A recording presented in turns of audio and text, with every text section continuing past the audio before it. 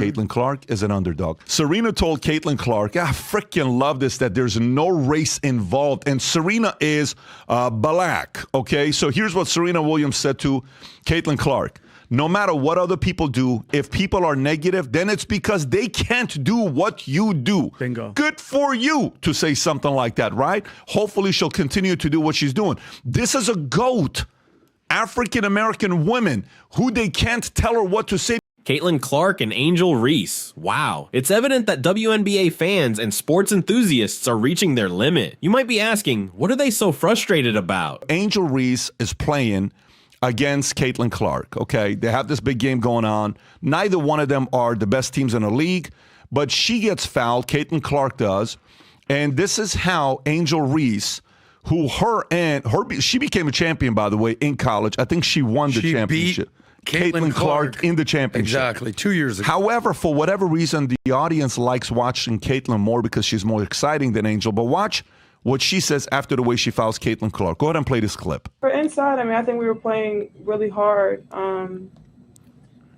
I think we went up really strong a lot of times, and we didn't get a lot of calls. And going back and looking at the film, I've seen a lot of calls that weren't made. I guess some people got a special whistle, but just being able to... Well, it boils down to two major issues related to the WNBA, and the league is taking some serious heat for it. Just recently, I shared a video discussing Diamond D Shields and what many are labeling as an attack on Caitlin Clark during last night's game. The WNBA even posted about it, which I'll get to shortly. But first, let's dive into that foul from last night. I think there's some people, first of all, I think it's jealousy. I don't want to get in, there's a lot of articles out there that are using the R word and talking about this.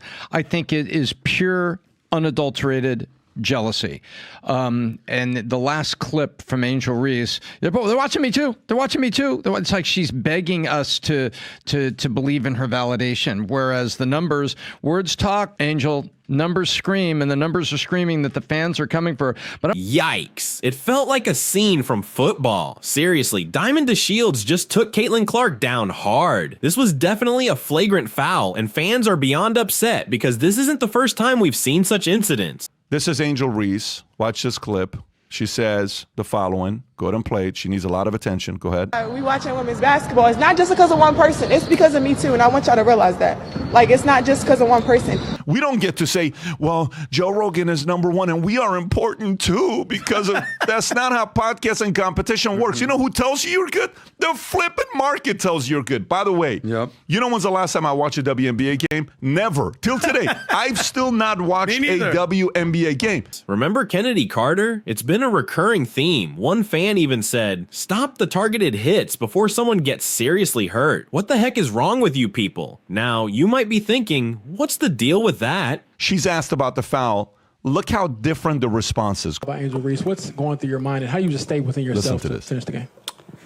What's going through my mind is I need to make these 2 free throws. That's all I'm thinking about. It's just a part of basketball. It is what it is.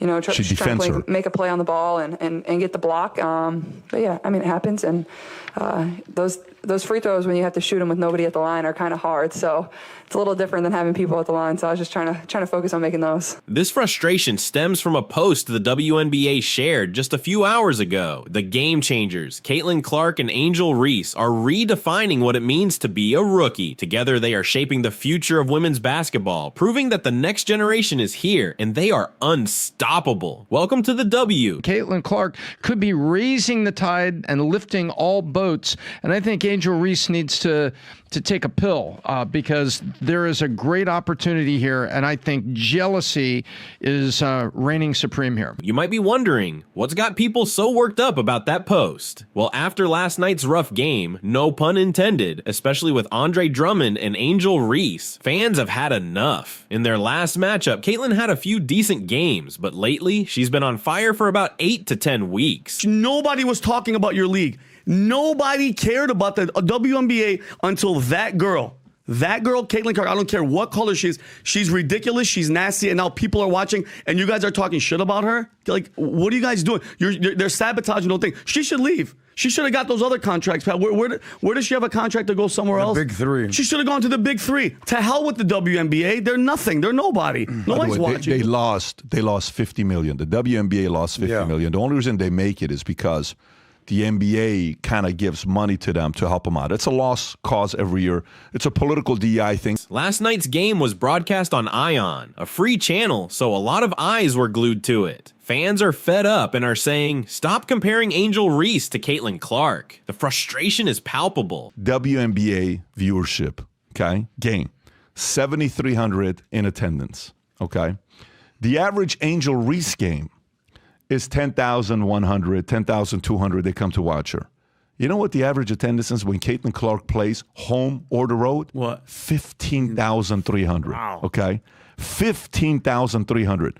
Do you know what Caitlin Clark just got the contract from Nike? There are two main issues here. Fans are really tired of the WNBA pairing Angel Reese and Caitlin Clark together. Many believe that Angel is more of a supporting player, while Caitlin is the true superstar. All-time scoring leader in Iowa. One person takes it to the finals. She loses, but they had nobody else. And she scored more points in college than Pistol Pete Maravich, you know, who he died in an interesting way. Yeah. So why do you think it's happening? Why do you think it's happening? You're picking one word. One word. Is DEI. Is it race? No. Woke, Is it race? No. Stats. Feminism. No. Progressive. You know, it's one word to me, and it's underdog. On top of that, there's a lot of frustration directed at the WNBA for not addressing the foul that happened. After the league made a post, it quickly became clear that they were in for some backlash, and they certainly got it. Why am I watching WNBA stats? Because I want to hate on the WNBA as much as possible because they're a zombie company that is losing money, which I'll touch on in a second. Here's the reality. Antonio Brown, friend of the show, he came out and said that the WNBA is... I don't know if it's a friend. I think it's a parody what you're saying, but keep going. He's been on the show. Yeah. Shout out to AB. He says that it's a charity case for lesbians. And the reality is the WNBA is hemorrhaging money. You just said $50 million this year. It's a zombie company.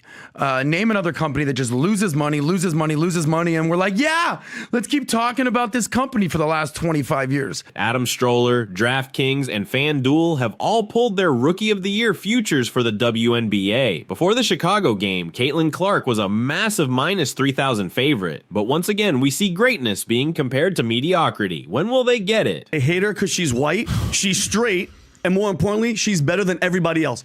Period. End of story. Fans are really over this narrative. Angel Reese hasn't transformed college basketball, and she's not making any groundbreaking moves in the WNBA either. In contrast, Caitlin Clark has shattered numerous college records and is now not just thriving in the WNBA, but also turning the league's worst team into a playoff contender. People are done with the comparison. But it's race baiting rhetoric that's adding fuel to a fire. It's like enough with the racist BS. She's nasty. She knows how to ball. Everybody else is jealous. They're pissed off because again, it's ridiculous. And we're never going to advance as a species. And we're never, if he keeps having that type of attitude, it's ridiculous. It's like what? Everything has to go back to race. Everything has to keep going back to race. She's really good. Let it be that. Everything about her is white, and he's going on these anti-white race things about her and how black personalities would be more successful if they were white. It's unattractive. It's making this victimhood mentality. Can we just acknowledge that Caitlin is the standout face of the WNBA for the next decade? Imagine if the NBA focused on Dennis Rodman or Dwight Howard as much as they do on Michael Jordan or Steph Curry. Every graphic features Caitlin Clark, and fans are saying enough. Stop pairing them. One is decent, while the other is a generational talent.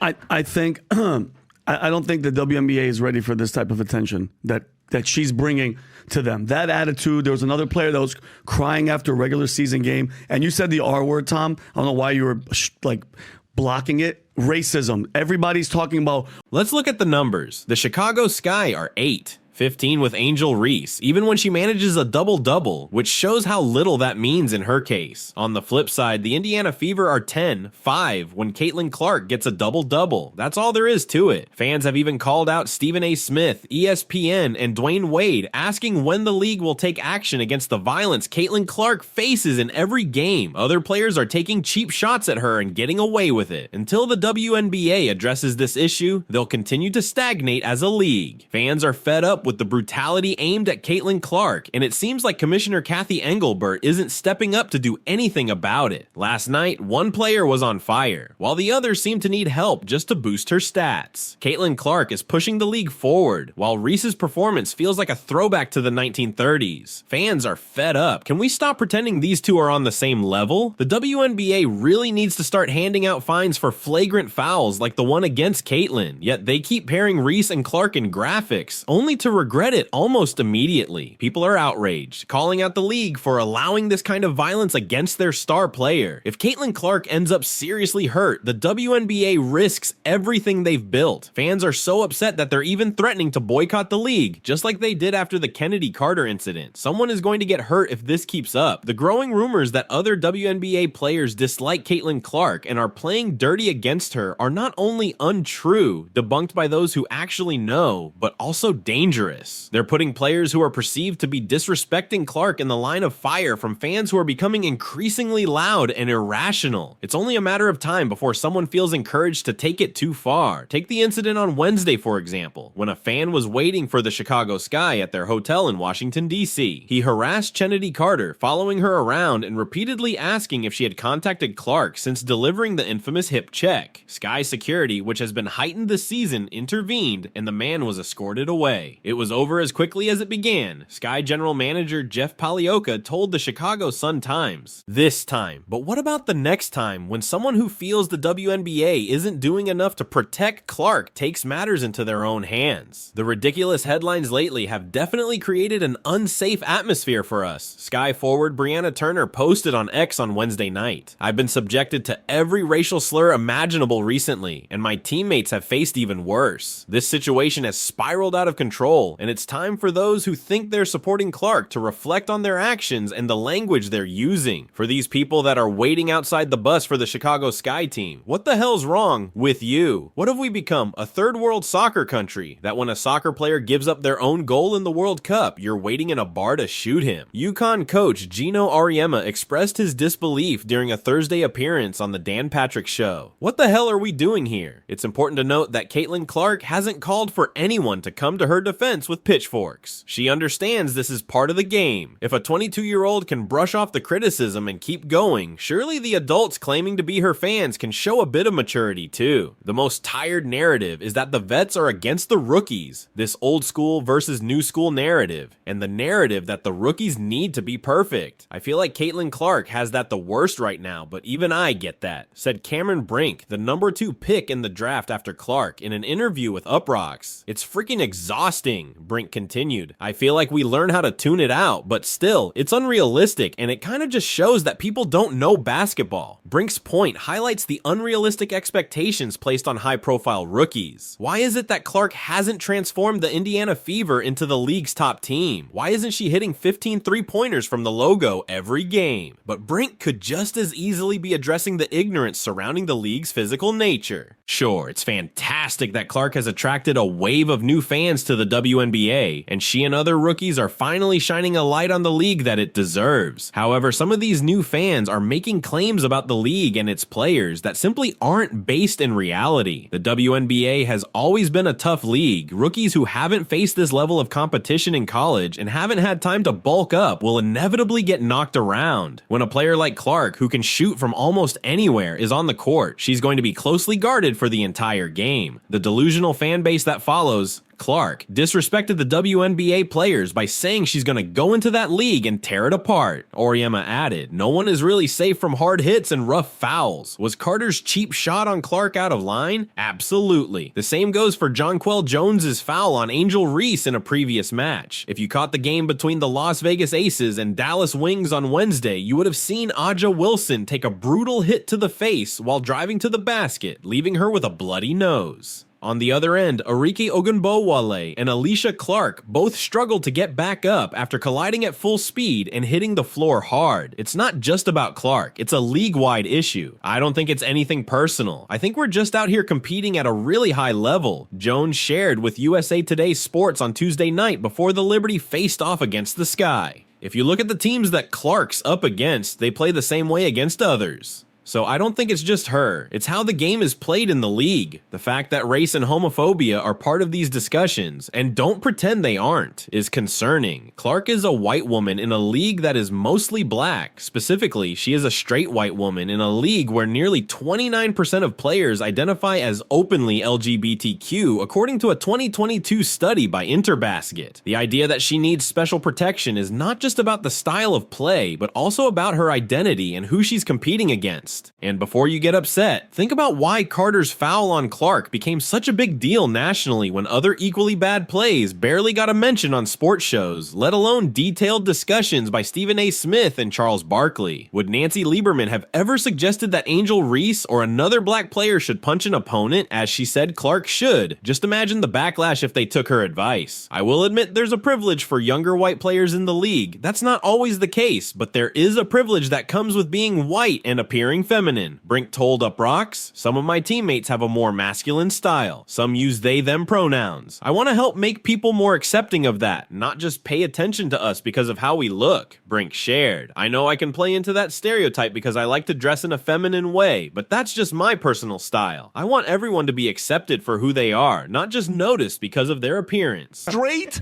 white girl goes into a league filled with lesbian blacks and beats their asses. It's important to recognize the dark history in America of white women being seen as needing protection from people of color and the harm that has caused. So it's concerning but not shocking if these harmful narratives about the WNBA lead to more of the same toxic attitudes. Y'all see the woman speed up. Y'all see her, Caitlin Clark is getting the crowd and going. Y'all see Skylar Diggins speed up to make contact with her. Stop this.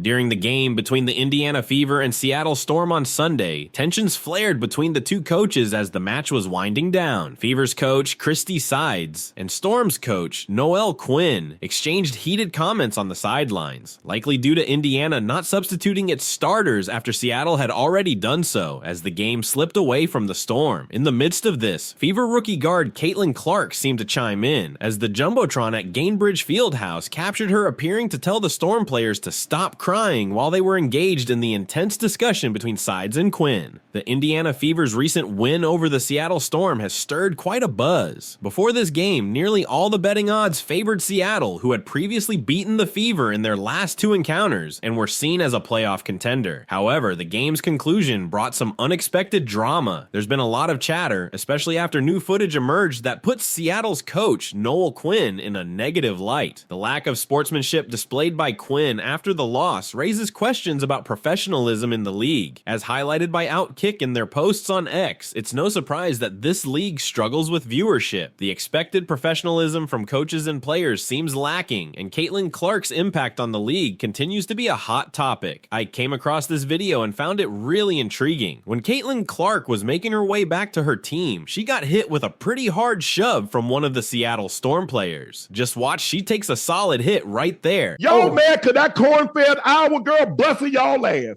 Y'all said she too weak. She can't do this. She lead the WNBA in assists. She cooking. Let her cook. Let her cook. And Noelle Quinn was going crazy, thinking that Christy Sides should have pulled the starters earlier, or what they call emptying the bench. But I thought, this is professional basketball. There's no rule that says that has to happen. It's just one of those annoying unwritten rules that pop up in sports. So here's the coach getting right up in Christy Sides' face.